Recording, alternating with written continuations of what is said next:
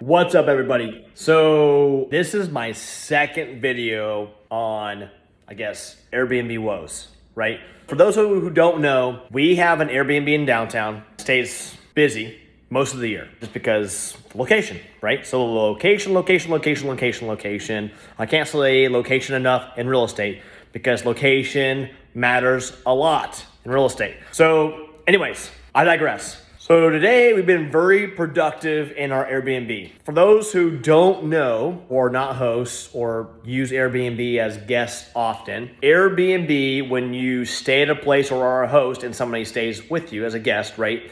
They allow you the opportunity to write a review, a public review, right? So it says public review. Now, after that public review, it also allows you to leave a private message for the guest or for the host to say thank you, or here's some things to improve upon, et cetera, right? Those are not public. So we don't stay in our Airbnb often, like hardly ever. We don't come down here very often because it's usually full, right? So our cleaner comes in, turns the unit, and then the next guest comes in, and it's been like that all year. I mean, we have hours to fix things sometimes, especially if we're allowing late checkout, early check-in, etc. So today, our guests are a little delayed because their flight with Alaska Airlines was delayed by like 36 hours, like a lot. Anyways, I'm not gonna get into that, but check out my post, that whole thing. I don't fly Alaska Airlines anymore. Just a heads up. So anyways, I'll show you what we've done so far today here. But we put in some new lighting on our walkway because we got a walkway that comes down to our unit here. So you can't see this here, but we got this really cool walkway, some exterior stairs. But we got this whole walkway that comes up. But yeah, so we got this nice walkway. We put in this nice LED lighting that you just saw.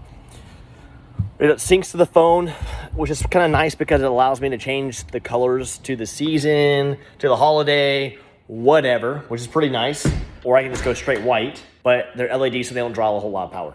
So the whole reason I'm on here on the whole woes thing is not because of LED lighting, but it's because I just replaced a toilet 3 weeks ago. So this unit's 2 bed, 2 bath. And a huge shout out to Rodrigo at Greenbuild Design and Construction because he's a good friend of mine.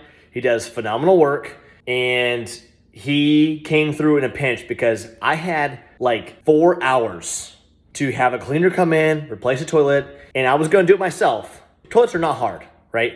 As like a handyman thing, they're very easy. However, like whoever saw my last episode or last video is the water valve would not shut off because it was so old. And so I had to replace a water valve. I had to like drain the entire system in the house, replace this valve. It was more than an hour or two of work to the point I had business meetings. So there was definitely no way that I was going to be able to take care of this. And luckily, Rodrigo pulled through. I mean, was able to get things in and out in time, like 10 minutes before the guests even checked in. It was perfectly timed and well executed. I can't thank him enough. I mean, seriously, he's done so much work for me and my clients, and they have been so ecstatic on just the quality of work he does, and just like the communication that Rodrigo has with everyone is just phenomenal. So if you're looking for a contractor, Rodrigo at Greenbuild Design and Construction. So, but our last guest, not review, but private message to us was just a few things that as a guest, they had noticed that we could probably improve upon, which we always ask at the very end of every guest, the day that they leave us, say, hey, thanks for staying with us. We really appreciate any feedback that you have and how to better or how to create a better experience for you or to the next guest, right? So maybe 5 to 10% of the time we might get an answer beyond, oh, it was fantastic. No, you can't do anything to improve, right? Occasionally we do get some like honest feedback of what we can improve, and we take that to heart and we actually do it like as soon as we can. So like one of the things was one of the outlets in the bathroom or some GFCIs were not working right. I'm not an electrical expert. I don't do electric. It's just one of the things I don't do. I do a lot of things in the handyman world. Electrical has never been a thing I've been into. I've been shocked too many times. I just hate it. It's just not something I want to do. I always just hire someone. But if anybody's been tried to hire a contractor recently, it's next to impossible. So I can't get a contractor in to fix some of these things for a while, especially in between guests in a 4-hour window. So the GFCI in the bathroom is just going to have to wait. But one of the things was in the other bathroom, not the bathroom that I replaced the toilet in, but the other bathroom, the other freaking toilet was loose and running. So I'm like, okay, I can fix a loose toilet and a running toilet. Like, that's easy, right? Probably some plunger, whatever else. And the bolts need to be tightened down. Toilet is original, 1983. And I'm going to tell you, them bolts are rusted solid. Like, the nut and the bolt are welded together by rust and 100% not turning. Like, there is nothing I can do. Matter of fact, I was able to pull the actual bolt that holds the toilet down out of the toilet with like minimal effort. I think the only thing holding it down was actually the silicone. So, which is not a good thing, right? That's not a good thing. So luckily, the basement level or like ground level where Airbnb is on is concrete slab. There's no wood, so I don't have to worry about like the sewage potentially leaking off the wax ring and like creating a just completely wood disaster where the toilet would be, because that would be like a multi-day work of like tearing up tile, et cetera, et cetera, et cetera, right? That could be terrible.